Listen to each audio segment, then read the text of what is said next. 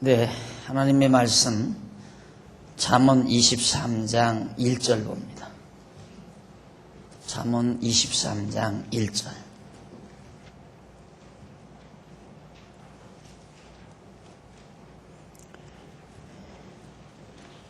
네가 관원과 함께 앉아 음식을 먹게 되거든 삼가 내 앞에 있는 자가 누구인지 생각하며 네가 만일 탐식자여든 네 목에 칼을 둘 것이니라. 그 진찬을 탐하지 말라. 그것은 간사하게 베푼 식물이니라. 부자 되기에 애쓰지 말고 네 사사로운 지혜를 버릴지어다. 네가 어찌 허무한 것에 주목하겠느냐. 정령이 재물은 날개를 내어 하늘에 나는 독수리처럼 날아가리라. 우선 5절까지 봉독했습니다. 교재 4330페이지 거기 제일 하단에 보면 23장 1절로 12절까지의 강론 내용이 소개됩니다. 지금 솔로몬은 아들 르호보암에게 지혜롭게 나라를 다스릴 것에 대한 훈계를 해주고 있습니다. 자기 뒤를 이어서 남쪽 유다 왕이 될 르호보암에게 어떻게 나라를 다스릴 것인가, 그것에 대해서 가르쳐 주는데 바로 그 부분에서 솔로몬은 바로 여러 가지 탐욕을 부리지 말아야 하는 까닭을 가르쳐 줍니다.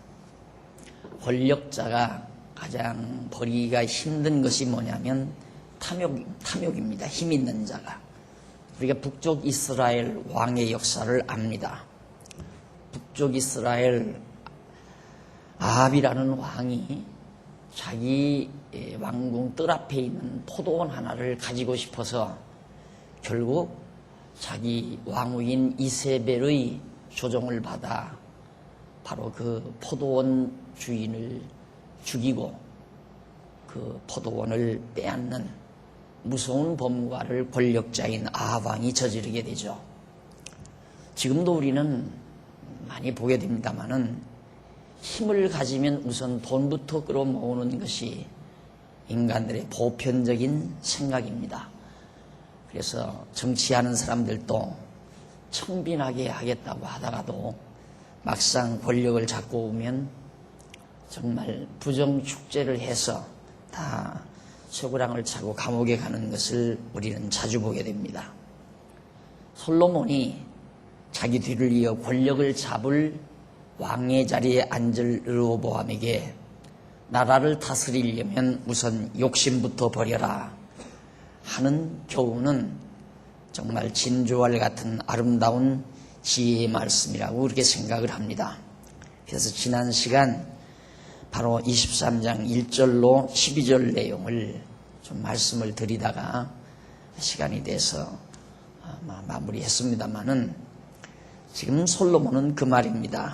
1절에 보면 관원과 함께 음식 자리에 앉거들랑 그 앞에 있는 자가 누군지 그걸 잘 살피라 이 말이죠.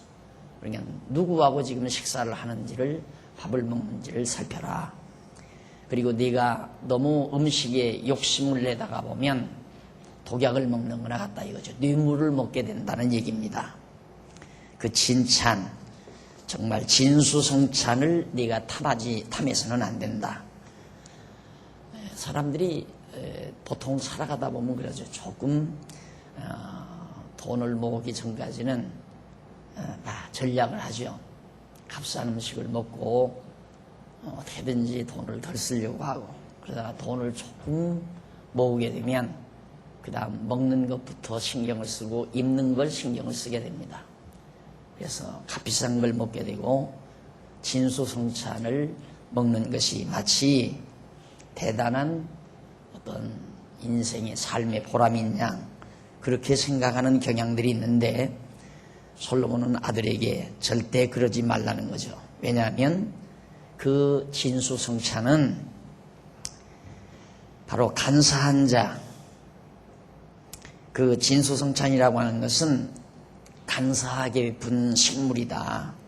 내게 온갖 아첨, 간사, 이것은 분명히 속셈이 있어서 베푸는 거라 이거죠. 그러니까 밥 사준다고 덕음덕음 막 먹으면 안 돼요. 정말 조건 없이 아끼는 마음으로, 좋은 마음으로, 선한 마음으로 베푸는 음식이야. 같이 먹고 즐기지만은 누군가가 그랬다고 하잖아요. 쌀 2가마 떡을 해서 냈더니만 장로가 되더라.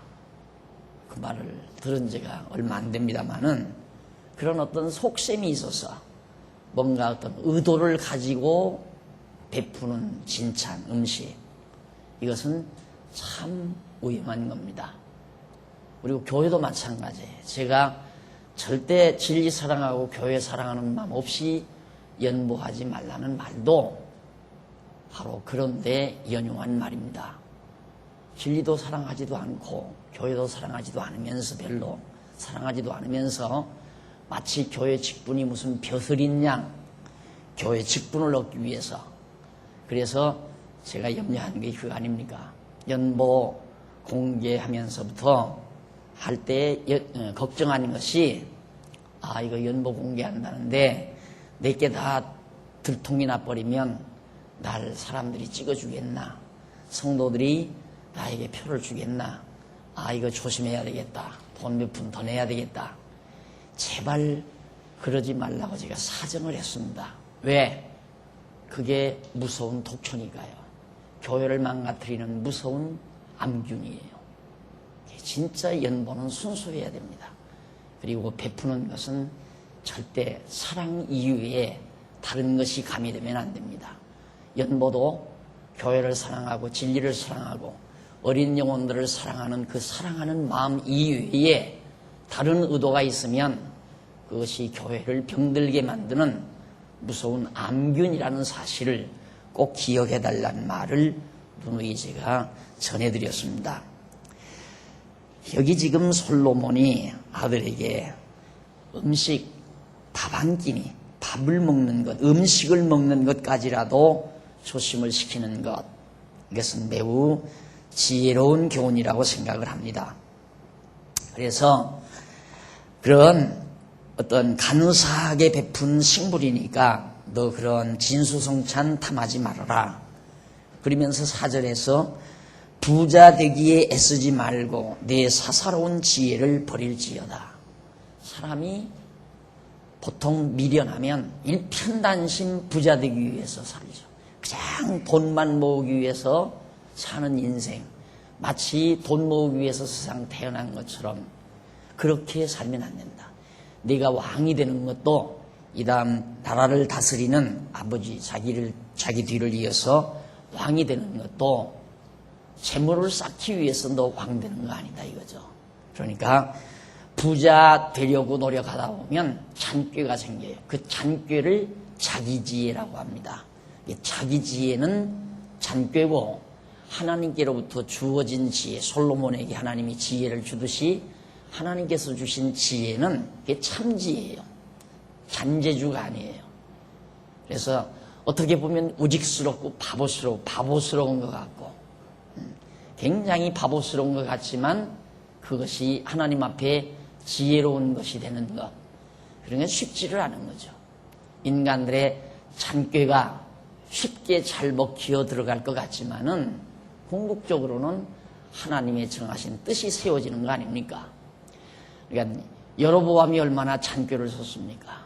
그리고 아도니야도 얼마나 잔꾀를 썼고, 아버지가 점점 늙어가서 힘이 없는데도, 자리에 누워있는데도 큰아들인 자기를 부르지 않는단 말이죠. 아도니야가 볼 때 자기가 다윗의 장손인데, 왕의 장손이면 왕자로서 최고의 왕자의 자리에 있는데 아버지가 부를 만도 한데 불러서 얘야 아도니야야, 나는 머지않아 하나님 앞에 갈 것 같다. 그러니 네가 장차 내가 가거들랑 이 나라의 위에 앉아서 나라를 잘 다스리도록 해라. 이런 유언이라도 해줄 줄 알았는데 아버지가 껐떡도 안 한다 이 말이에요. 그리고 소문이 왜 안 났겠어요? 아버지는 분명히 솔로몬이 정말 나라를 다스리도록 이미 하나님께서 준비해 놓은 자로, 아도니야가 왜 그걸 몰랐겠습니까? 그러니까 잔꾀를 쓴 거죠. 미리 가서 만세 불러가지고 많은 군대들을 동원하고 많은 대신들 이런 사람들을 다 동원해서 내가 너 날만 따르면 내가 한 자리 주마. 별유혹을 다 해가지고 아도니아 가서 만세 불렀잖아요. 꾀를 잘 낸 겁니다. 사람이 보기에는 승리하는 것 같죠. 잘 되는 것 같습니다. 그러나 아도니아는 망했고 급기야는 죽었습니다. 그런 욕심 부리지 않았던 솔로몬은 급기야 아버지 뒤를 이어서 왕이 됐고 결국 나라를 다스리는 위에 앉아서 40년 동안 태평세월을 누리도록 백성들을 다스려 왔습니다.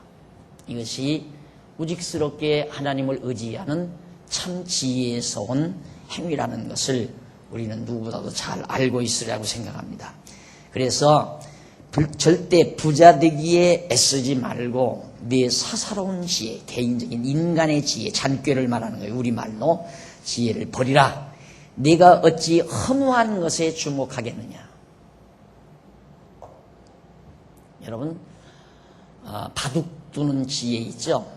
그래서 저는 바둑을 그래서 잘 안 둡니다만은 머리를 회전시키는 데는 좋을지 모르지만 그 바둑 두는 지혜가 거기에 이제 꾀가 있어야 되거든요. 장기나 바둑을 두는 거 꾀가 있어야 돼요. 그런데 하나님 앞에서는 그게 하나도 안 통해요. 그 원리가 있잖아요. 바둑 두는 원리가 있잖아요. 어떻게 하면 상대방의 바둑알을 다 내가 먹을 수 있다. 맷집을 내가 정복할 수 있다. 그런 지혜를 써서 꾀를 부려가지고 결국 이제 집을 많이 차지해서 이기게 되는데 그건 원리에 따라서 잘만 하면 이기죠. 그런데 하나님 앞에는 그게 하나도 안 통합니다. 인간관계에서 사람들이 제일 싫어하는 것이 자꾸 친구들이 내 곁에서 떠나가는 이유는 꾀를 쓰면 떠나가요.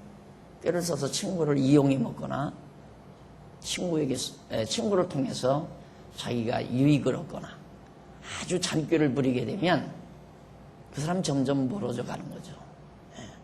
예를 들어 어디에 가서 음식을 먹을 기회가 있어도 살며시 돈 안 내고 빠져나가는 그런 잔꾀 이런 것들이 세상을 사는 데는 혹시 순간적인 유익이 있을지 모르지만 그거 아니라 이 말입니다. 아들에게 너 절대 이 다음 나라를 다스리는 군왕의 자리에 앉아서 그런 어리석은 인간의 지혜, 내 스스로의 지혜를 쓰지 말라. 그러면서 네가 어찌 허무한 것에 주목하겠느냐. 재물이라는 것은 다 허무한 것이다. 부자가 된다는 것은 모두가 다 허무한 것이니까 거기에 주목하지 말고 정령이 재물은 날개를 내어 하늘에 나는 독수리처럼 날아가리라 그러잖아요. 재물은 다 날개 다친 것처럼 날아가 버립니다. 그러면서 6절 악한 눈이 있는 자의 음식을 먹지 말며 그 진찬을 탐하지 말라. 그러니까 자꾸 좋은 음식 먹고 살기 위해서 자꾸 돈을 탐하고 재물을 탐하고 그리고 진찬을 차리면 막 탐식을 해서 막 먹어대고 욕심이죠. 모두가 다 탐욕. 대저 그 마음의 생각이 어떠하면 그 위인도 그러한즉 그가 너더러 먹고 마시라 할지라도 그 마음은 너와 함께하지 아니함이라. 상대방을 대접하면서 막 많이 먹으라고 권면하고 진찬을 대접해도 마음은 지금 다르다 이 말이에요. 그러니까 상대를 이용하기 위해서 상대를 자기의 계획 안에 집어넣어서 자기의 이권을 얻기 위해서 지금 너에게 진찬을 베풀고 있다. 그러니까 관원들이 너한테 와서 아첨하거들랑 그 아첨하는 사람을 너는 조심해라 이 말이에요. 근데 사람은 물질 가지고 달겨들면 넘어가기가 쉽거든요. 재물을 가지고 자꾸 달겨들면 넘어가기가 쉽다 이 말이에요. 그러니까 조건이 있는 재물인지 조건이 없는 재물인지를 분별할 수 있는 지혜가 있어야 됩니다. 조건 있는 재물에 목을 걸었다가는 조건 있는 재물을 넘겼다가는 그 속에 낚싯바늘이 들어있다는 것. 바닷속에 아주 맛있는 먹거리가 떠다닌다고 해서 덥죽덥죽 고기들이 물었다가 다 걸려 나오잖아요. 저 속에 낚시가 있나 없나를 분별하는 것이 지혜인 것처럼 바로 솔로몬이 아들에게 그것을 당부하는 겁니다.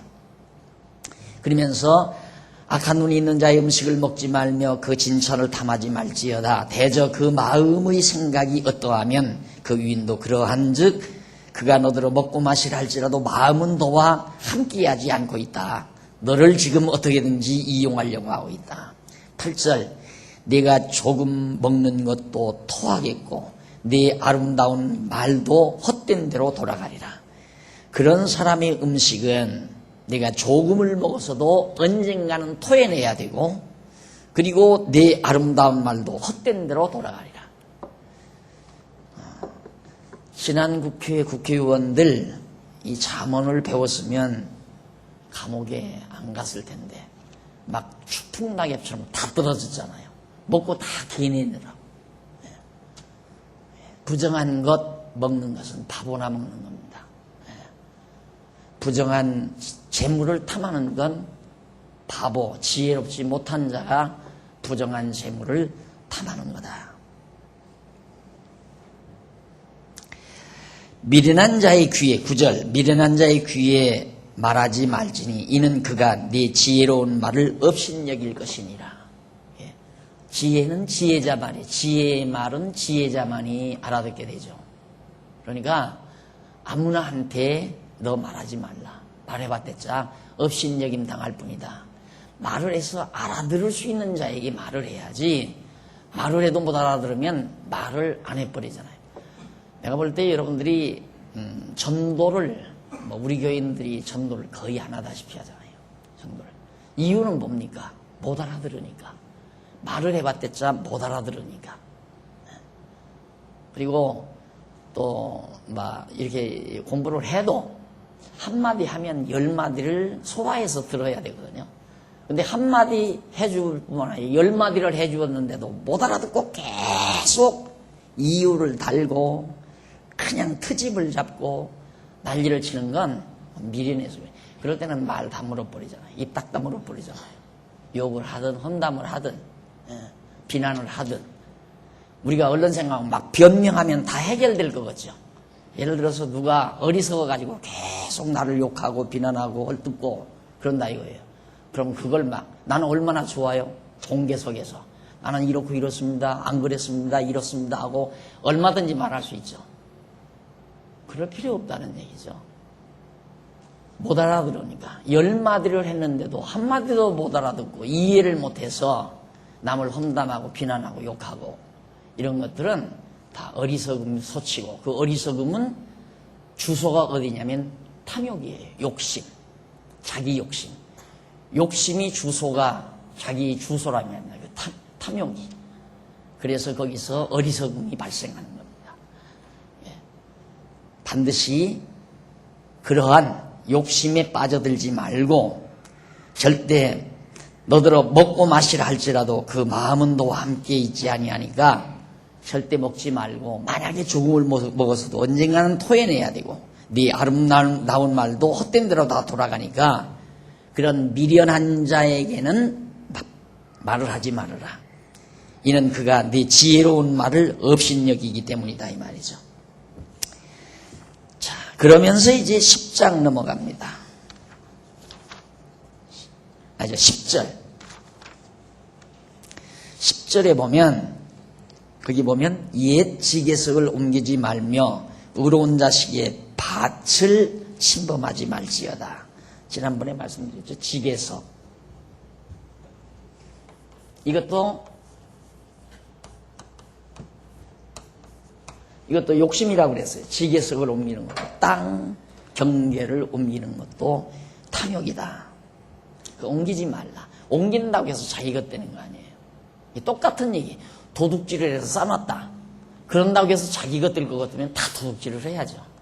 하나님 앞에서는 버려도 내 건데 앞으로 돌아오고 도둑질을 해서 싸놔도 내 거 아닌 건 다 날아가고 그게 믿어져야 되거든요. 그게 안 믿어지기 때문에 우리가 욕심을 부리고 탐악을 부리고 그것만 믿어지면 도둑질하지 말라? 그 계명 가지고는 안 돼요. 도둑질하지 말라. 욕심 나는데 어떻게 도둑질을 하래요? 당장 가지고 싶은데. 그러나 내가 가져야 될 것은 하나님이 어떻게라도 나 갖게 하신다. 또 내가 아무리 가지려고 잔재주를 써서 꾀를 써서 내가 가졌다 할지라도 내 거 아니면 다 날아가 버린다. 이렇게 생각하면 그게 믿어만 지면 욕심 부리라고 해도 안 부려지는 것이지 욕심을 내가 억지로 금하는 게 아니에요. 욕심 나는데 어떻게 욕심을 안 부려요? 그래서 하나님을 안다는 것, 하나님의 정하신 뜻을 안다는 것이 우리를 지혜롭게 만드는 것은 두말할 것 없는 겁니다.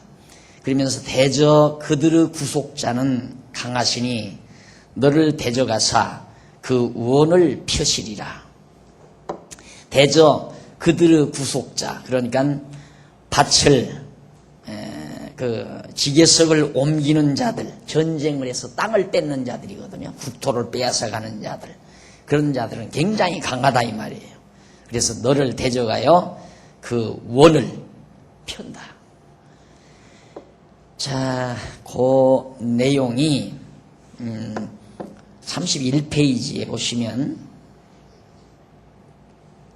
31페이지 밑에서부터 네 번째 줄 앞부분쯤 보시면 이는 여호와께서 이스라엘 열조에게 세우신 언약대로 돌로 경계를 정하여 허락하신 유업의 땅을 빼앗지 말라는 뜻인데 그 까닭에 대해서 지게석을 옮기고 땅을 빼앗을 경우 능력이 많으신 여호와께서 이들을 꾸짖으시기 때문이라는 뜻. 능력이 많으신 하나님께서 그렇게 남의 땅을 빼앗아서 굉장히 강한 것처럼 행동하는 자들을 하나님이 꾸짖는다.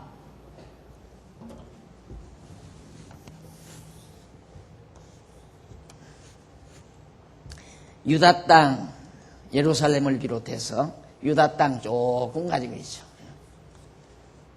이 땅만 남겨놓고는 사실 이 일대가 전부 다윗이 통치하던 이스라엘 가나안 땅 아니에요. 일대 12지파가 다 차지하고 사는 땅인데 솔로몬이 죽은 다음 솔로몬 때는 여기까지 했어요. 이 유브라데스가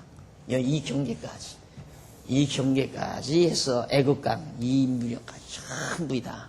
하나님의 약속대로 이 땅을 다 솔로몬이 통치하다시피 했는데 솔로몬 말년에 르호보암에게 요 유다 땅 요것만 남겨놓고 이 모든 땅을 다 여로보암이 가지고 북쪽 여로보암이 가지고 가서 나라를 사마리아에 세우잖아요. 이렇게. 네, 여로보암.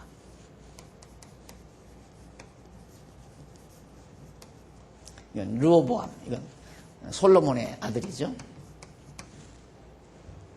그러니까 지게석 옮기면 안 되죠. 지게석을 옮기면 안 되는데 여로보암이 저처럼 하나님께서 다윗 왕가에 기업으로 주신 그 엄청난 땅을 국토를 다 빼앗아 가지고 큰 부자가 된 거예요.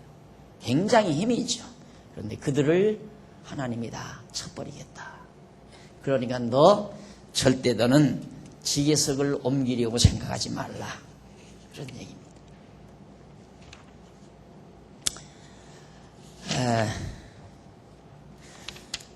그러면서 훈계에 착심하며 하나님께서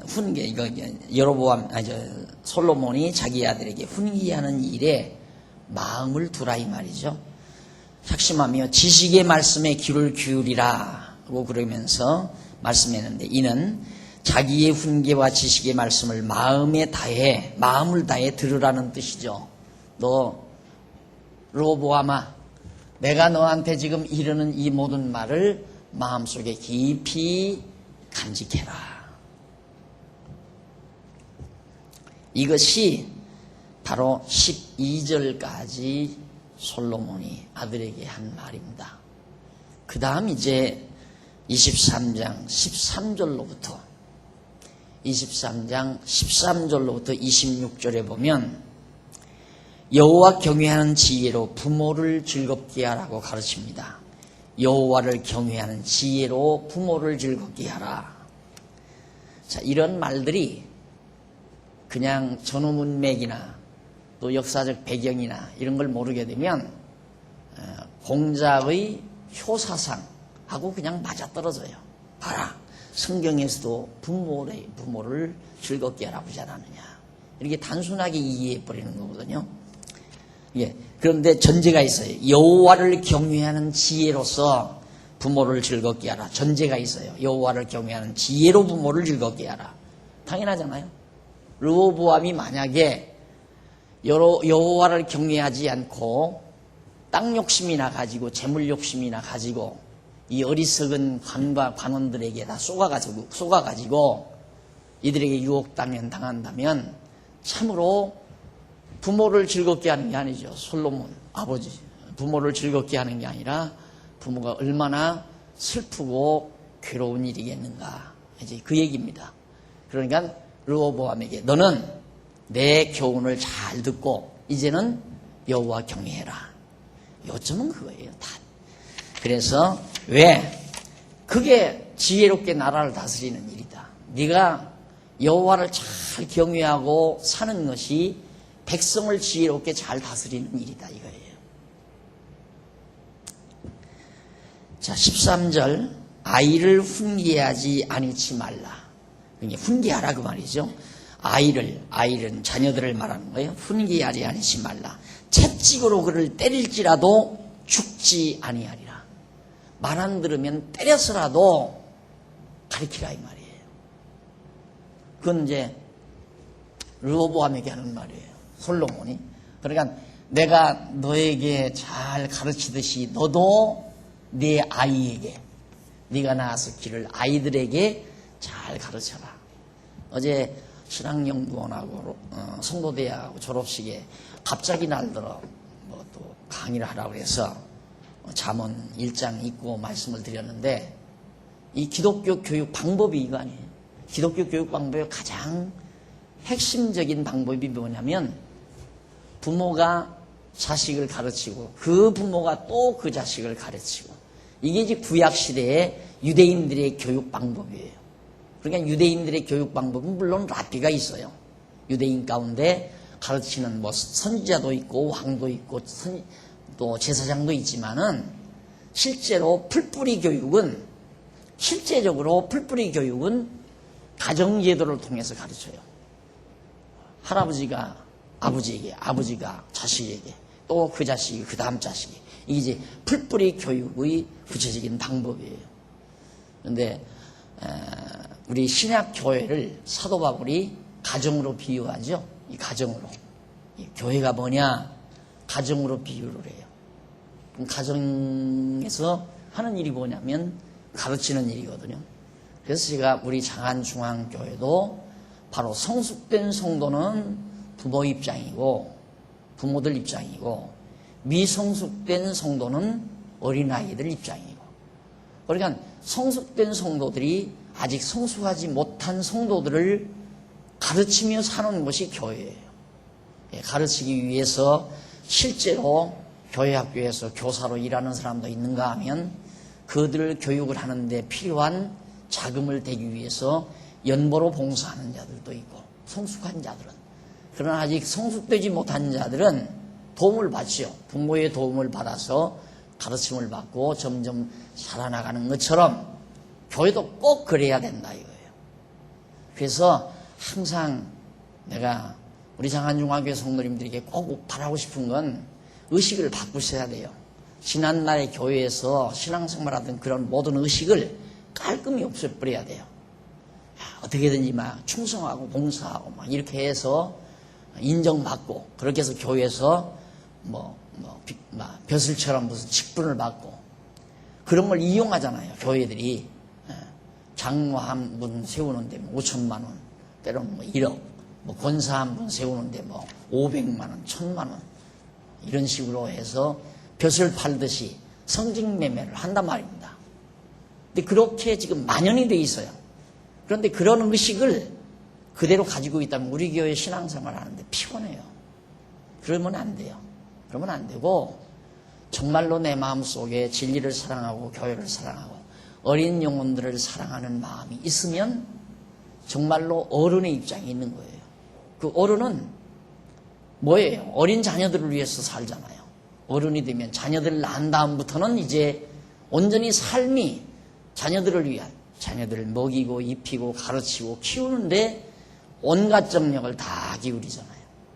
모든 목적이 다 거기에 집중이 되어 있잖아요. 그래서 자녀들을 다 자라게 해서 성숙시켜서 또 어른이 되게 해가지고 그들도 가서 자녀들 낳아서 또 그렇게 사랑 베풀어서 키우고 이러므로 이제 그 씨족이 번창해 나가는 것처럼 교회도 마찬가지란 말입니다. 교회도 똑같이 이렇게 부모가 자식을 가르치듯이 성숙한 성도들이 아직 성숙지 못한 성도들을 믿음으로 양육하면 우리 교회 당장 그런 효과가 나오잖아요. 주일학교 코울리게들 데려다가 가르쳐 놓으니까 이제는 어여이 젊은이들이 돼가지고 결혼해서 직장 잡아가지고 그래도 같이 짐을 지고 많든 적든 같은 짐을 지고 어린 영혼들을 가르치는 일에 동참하는 그런 모습을 우리가 보잖아요. 그거 외에 다른 거 생각하면 안 돼요.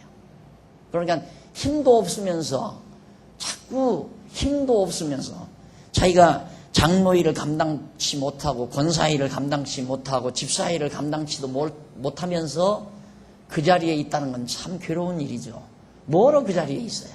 감당할 수 없으면 그냥 하나님께서 나로 하여금 할 수 있는 힘을 안 줬으니까 안 하는 거예요. 하지 말아야 되고 할 수 없는 입장에서 하는 걸 보는 것도 피곤한 거고 안 그래요? 할 수 없는 입장에서 억지로 하는 것도 고통스러운 거예요. 그 고통스러움을 보는 것도 또 고통스럽고 할 수 있는 사람은 기쁨으로 즐거움으로 하는 거지만 할 수 없는데도 귀엽고 무슨 벼슬에서 나가 떨어지는 것처럼 그거 아니라니까요. 교회 직분이라는 건 벼슬이 아니에요. 실제 해야 되는 임무예요. 은사라 그 말입니다. 나로 할 수 없게 만들어서 하나님이 그런 은사 안 줬다고 생각하면 되는 거예요. 안 줬는데 왜 자꾸 그걸 하려고 그래요? 그건 다 욕심에서 나오는 거거든요.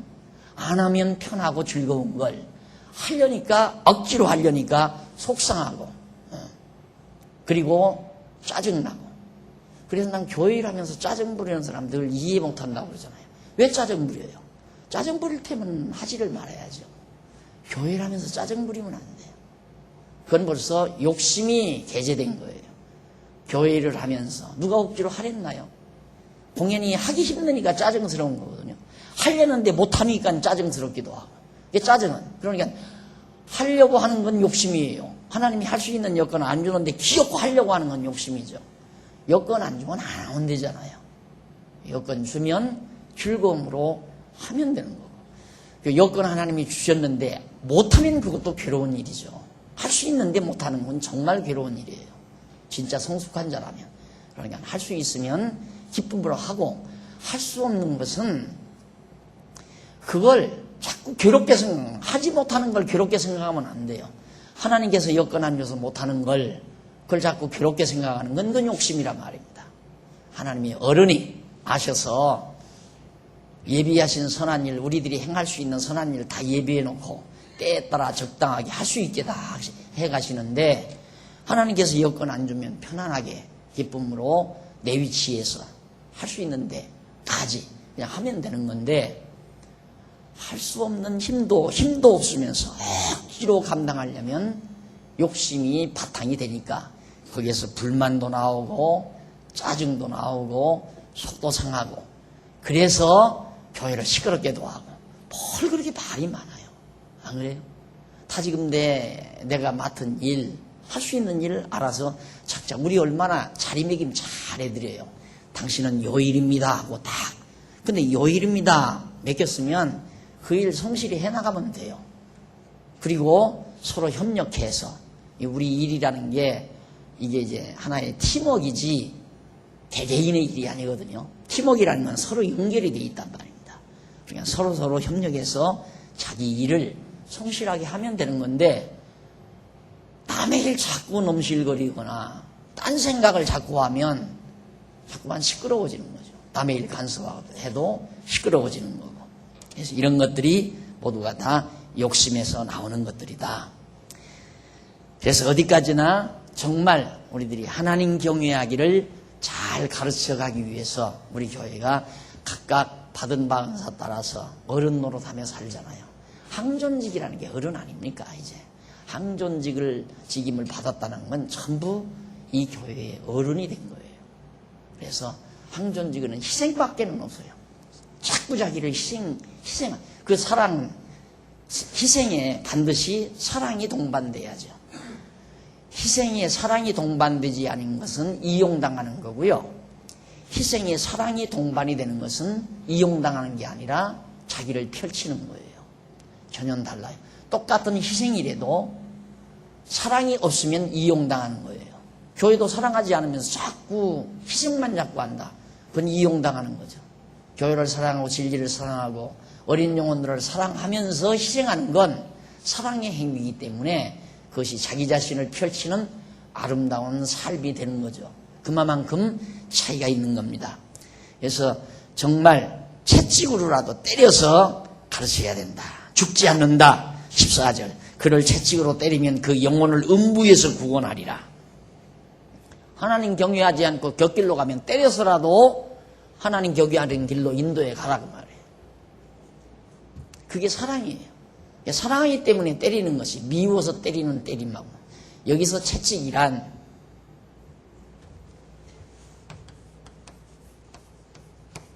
징계죠. 사랑이 동반된 채찍과 미움이 동반된 채찍이 있어요. 이건 하면 안 되죠. 미워서 때리는 것은 그건 안 되는 거예요. 그러나 사랑하기 때문에 때리는 것은 사랑의 표현입니다. 사랑한다는 확실한 표현이란 말이죠. 자식을 때릴 때 누가 미워서 때리는 사람이 있습니까? 사랑하기 때문에 때리는 거죠. 곁길로 가지 못하도록 때리는 거고. 그런데 이미 자식들이 품에서 떠나버리면 이제 때려도 말 안 듣잖아요. 그래서 품 안의 자식이라고 그러죠. 그래서 여러분 이 교회학교, 중고등부, 대학부만 가도 벌써 말 안 들어요. 고등학교만 가도 말 안 듣죠. 그래서 유초등부 때가 참 중요한 때죠.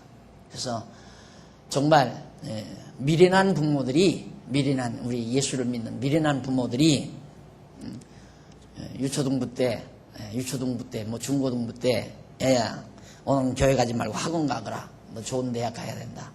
이러고 교육을 시키는 거죠. 사실 지혜로운 부모라면 아무리 부모가 바쁜 일이 있어도 주일날 자기는 설령 안 나와도 별 지장이 없지만은 내가 안 나감으로 자녀들이 교회를 못 나갈까 봐서 자녀들을 위해서라도 교회를 데리고 나오는, 차에다 태워서 데리고 나오는 그런 배려, 이런 것들이 정말 교육의 중요성을 아는 부모의 심정이라고 생각을 합니다. 그래서 때려서라도 그 영혼을 음부에서 구원한다. 내 아들아, 만일 네 마음이 지혜로우면 나 곧 내 마음이 즐겁겠고, 네가 지혜로우면 내가 굉장히 즐겁겠다. 그러니까 부모를 즐겁게 하라. 뭘로? 네가 지혜로우면. 르호보암이 지혜롭다는 말은 여호와를 잘 경외한다는 말이에요. 네가 여호와를 잘 경외하면 내가 즐겁겠다는 말이에요. 좋은 옷을 해서도 즐겁고, 용돈을 많이 줘서 즐겁고, 좋은 선물을 많이 사다 줘서 즐겁고, 그게 아니라 네가 여호와를 경외하는 지혜가 있으면, 그렇게 지혜로우면, 내가 지혜로 나라를 다스리면 내가 참으로 즐겁겠다. 그 말입니다. 그리고 만일 내 입술이 정직을 말하면 내 속이 유쾌하리라. 정직이란 뭡니까? 고든 걸 말하는 거거든요. 고든 것이 이거 아니에요. 내 입술이 바로 하나님 경외하는 길. 똑같은 얘기예요. 공의, 정직, 의 다 같은 얘기, 같은 의미예요. 고든 길, 하나님 경외하는 이 길, 경외하며 사는 이 길, 이걸 말하면 내가 굉장히 유쾌하겠다. 요한 사도가 그 말을 하죠.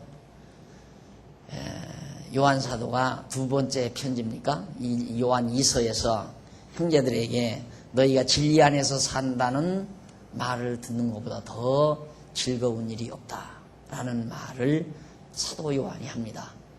참 실감 나는 말이죠. 너희가 진리 안에서 산다는 말보다 더 기쁜 일이 없다. 그 말을 듣는 것보다 더 기쁜 일이 없다 이 말이에요. 그러니까 여기 솔로몬도 네가 지혜로운 말을 하고 지혜로 나라를 다스리고 여호와 하나님을 경외하는 그것으로 인해서 내가 기쁘고 유쾌하겠다 그 말이에요. 그 다음 19절 내 아들아 너는 듣고 지혜를 얻어 내 마음을 정로로 인도할지니라. 내 마음을 정로가 어디에? 이 길 아니에요? 하나님 경외하며 살아가는 이 길, 정로, 바른 길, 정로로 향해라. 내 마음이 항상 정로로 향해라. 여호와 경외하는 방향으로 내 마음을 정하고 살라. 술을 즐기는 자와 고기를 탐하는 자, 술을 즐기는 자와 고기를 탐하는 자로 더불어 사귀지 말라. 욕심 많은 자 사귀지 말라 이 말이죠. 욕심 많은 사람, 탐악이 있는 사람하고는 사귀지 말라.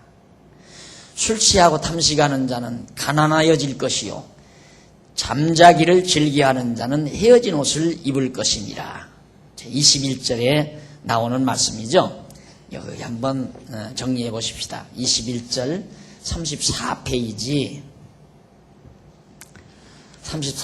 위에서 네 번째 줄 앞부분에 보시면 여기서 술을 즐기는 자와 고기를 탐하는 자, 곧 술 취하고 탐식하는 자인데 이들은 정신이 혼미해져서 지혜를 흐리게 하는 자로서 미련한 자를 가르치죠. 술, 고기 이걸 탐하는 자는 정신이 흐려진다. 그래서 결국 여호와 하나님 경외하기를 잃어버린다는 얘기죠. 그리고 잠자기를 즐기는 자는 게으름으로 잠을 즐기는 어리석은 자를 가리키는데 솔로몬은 술 취하고 탐식하는 미련한 자나 잠자기를 즐기하는 어리석은 자의 결국은 가난하여 헤어진 옷을 입을 것이라고 그렇게 했는데, 그래서 지혜롭게 여호와를 경외하며 부와 영화를 누리고 살아야 할 아들에게 그와 같은 자들을 사귀지 말라고. 게으르고 나태한 자, 여호와 경외하기를 등한히 하고 탐심을 부리고, 욕심 많은 사람이 게으른 경우가 많죠. 욕심 많은 사람. 그러니까 솔로몬이 르호보암에게는 절대 그런 욕심이 많아가지고 탐욕만 많은, 그리고 게으르고 나태한 그런 사람은 내가 가까이 하지 말라. 자, 그리고 이제 22절로 25절까지의 말씀을 보면 22절 너 낳은 아비에게 청종하고 내 늙은 어미를 경히 여기지 말지니라. 진리를 사고서 팔지 말며 지혜와 훈계와 명철도 그리할지니라. 의인의 아비는 크게 즐거울 것이요 의인의 아비는 크게 즐거울 것이요 지혜로운 자식을 낳은 자는 그를 인하여 즐거울 것이니라. 네 부모를 즐겁게 하며 너 낳은 어미를 기쁘게 하라. 부모를 즐겁게 하라. 어떻게? 여호와 경외하는 지혜로, 그 말이죠. 앞에서 이미 설명 다 드렸어요. 지혜, 그것은 바로 재치, 월등한 재치, 지혜. 하나님의 말씀대로 섭리하시는 만사만물의 이치를 깨닫는 그런 것이 바로 지혜고, 좋은 것과 나쁜 것, 하나님의 선하신 뜻과 악한 것을 분별할 줄 아는 게 명철이고, 그런 말들을 앞에서 이미 다 설명해 드린 바입니다. 그래서 35페이지 위에서 두 번째 줄 뒷부분에 보시면, 그러면서 의인의 아비는 크게 즐거울 것이며 지혜로운 자식을 낳은 자는 그를 인하여 즐거울 것이니라고 했는데, 여기서 의인의 아비와 지혜로운 자식을 낳은 자는 지혜와 훈계와 명철을 깨달아 여호와를 경외하는 자의 아비와 어미를 가르치죠. 그러니까 솔로몬과 그의 아내 밧세바, 솔로몬과 밧세바, 르호보암을 낳은 자죠. 맞죠? 밧세바. 아니, 죄송해요. 솔로몬 르호보암을 낳은 솔로몬의 아내 밧세바는 다윗의 아내죠. 솔로몬을 낳은. 예, 결국 솔로몬도 왕위에 오를 때 어머니가 얼마나 기뻐했습니까? 밧세바가 결국 아도니아가 반역하고 나갔을 때 밧세바가 그 사실을 알고 왕에게 들어가서 다윗에게 들어가서 누워있는 다윗에게 들어가서 사실을 고해가지고 솔로몬이 등용되도록 왕위에 오르도록 밧세바가 사역을 하죠. 그렇게 해서 결국 솔로몬이 왕위에 오릅니다. 결국 하나님을 경외하는 그런 아들 솔로몬에 의해서 다윗도 기뻐했고 밧세바도 기뻐한 사실을 말합니다. 그 다음 이제 23장 27절로 35절 아비의 길을 즐거워하라며 경계할 것들에 대해서 가르쳐줍니다. 또 아비의 길을, 아버지가 가는 길을 즐거워해라. 아버지가 가는 길이 이 길 아니에요? 그러니까 이 길을 네가 즐거워해라. 26절 내 아들아 내 마음을 내게 주며 네 눈으로 내 길을 즐거워할지니라. 너 아들놈 내게서 떠나지 말고 너 네 마음을 내게 주고 네 눈을 내 길에 주목해라 이 말이죠. 즐거워하고. 왜? 27절 대저 음녀는 깊은 구렁이요 이방 여인은 좁은 함정이라. 갑자기 음녀와 이방 여인 얘기가 나와요. 27절에서 넘어가 보면 거기 336페이지 아니 4336페이지 밑에서 7째 줄 앞부분에 보시면 여기서 음녀는 나와요.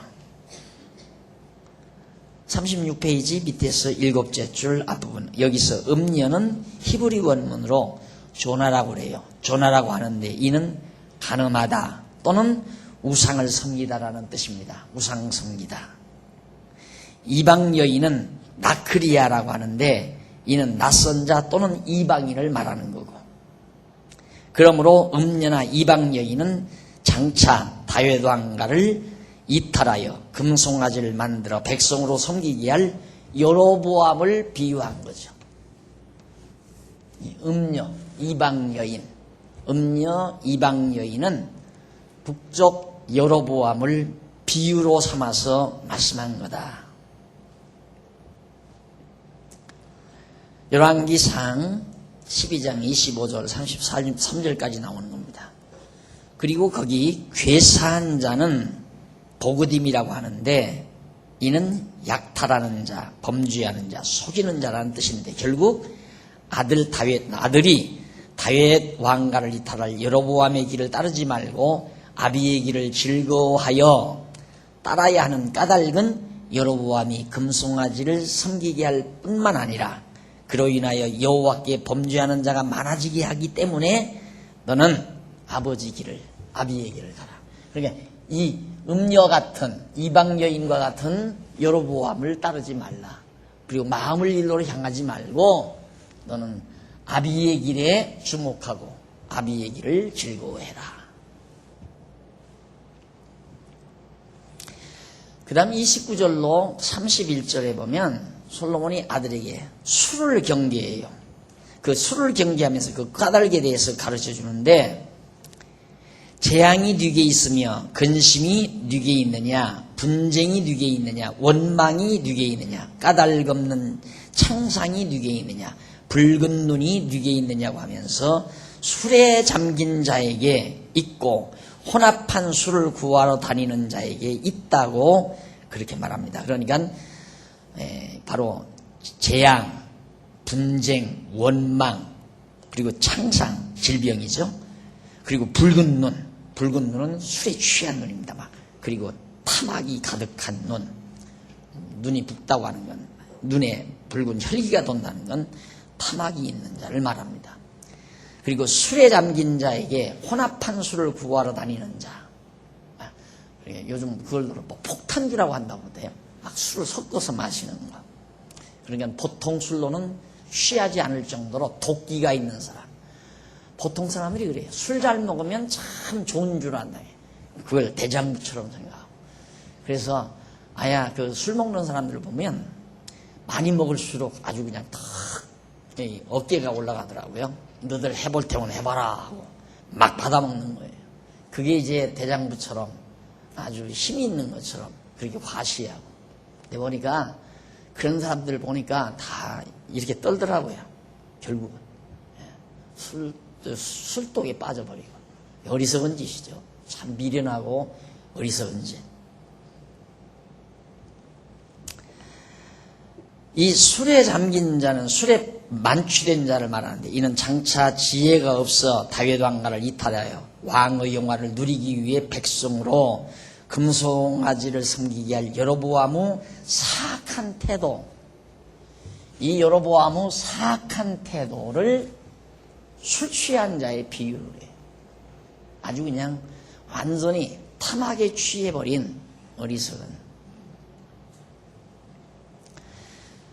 혼합한 술을 구하러 다니는 자, 역시 더 좋은 맛을 내기 위해 다양한 향재를 섞은 술을 찾아다니는 자를 말하는데, 이는 장차 온갖 잡다한 우상숭배를 즐거워할 여로보암을 비유한 거죠. 이것도 역시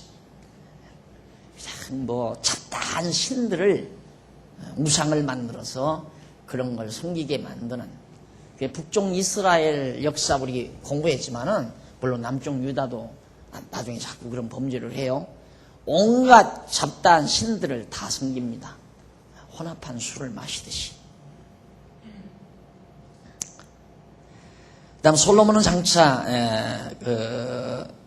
다윗왕가를 이탈해 여호와의 뜻을 거역하고 우상을 섬기게 될 여로보암에게 여호와의 진노에 의한 각종 형벌이 내리게, 형벌이 있다는 뜻으로, 뉘의 재앙이 뉘게 있으며 근심이 뉘게 있느냐, 분쟁이 뉘게 있고 원망이 뉘게 있으며 까닭없는 창상이 뉘게 있느냐, 붉은 눈이 뉘게 있느냐, 다 여로보암에게 있다 이거죠.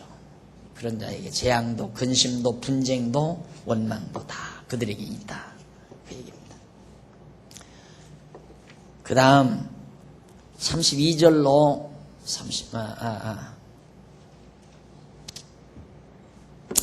그러면서 포도주는 붉고 잔에서 번쩍이며 순하게 내려가므로 너는 그것을 보지도 말라고 했다. 절대 술, 포도주, 붉고 잔에서 번쩍이는 순한 포도주를 보지 말라. 포도주는 너무 매혹적이라서 목으로 매끄럽게 내려가므로 눈으로 보지도 말라는 뜻인데, 이는 다윗왕가를 이탈할 여로보암이 섬기는 우상숭배는 매혹적이라서 쉽게 빠져들게 되므로 그러한 우상숭배는 눈으로 쳐다보지 말라는 것으로 말해 준 겁니다.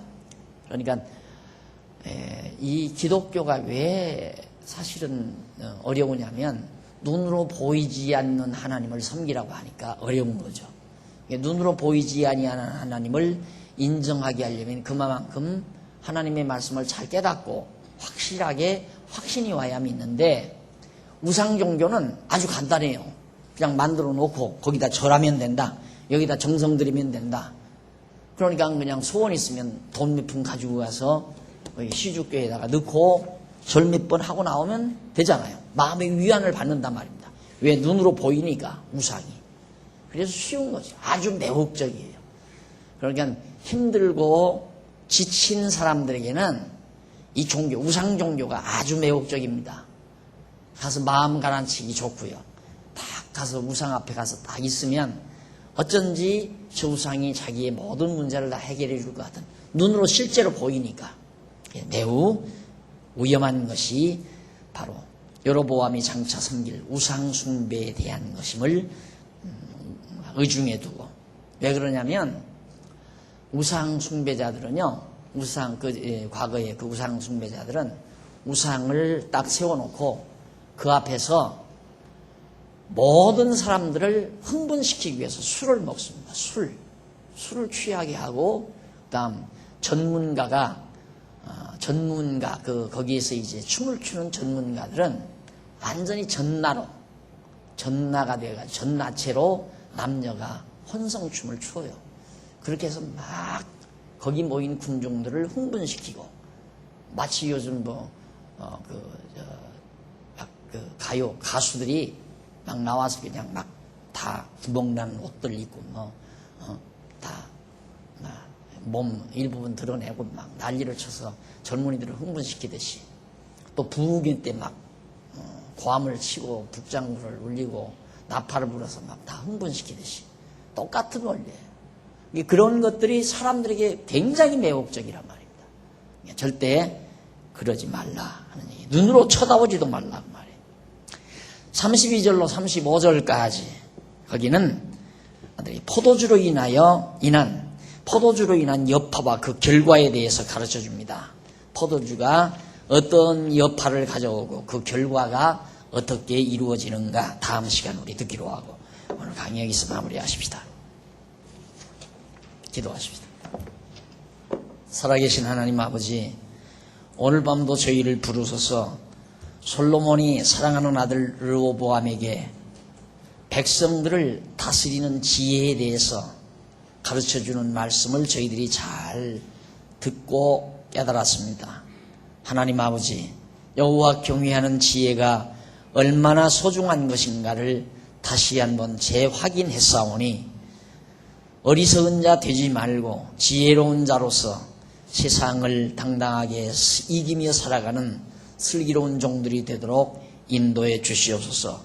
어두운 밤 우리 돌아갑니다. 가는 길도 지켜주시고 다시 주 안에서 만날 때까지 주의 평강의 영이 우리와 동행하시옵시기를 비오며 예수님의 이름으로 기도드립니다. 아멘.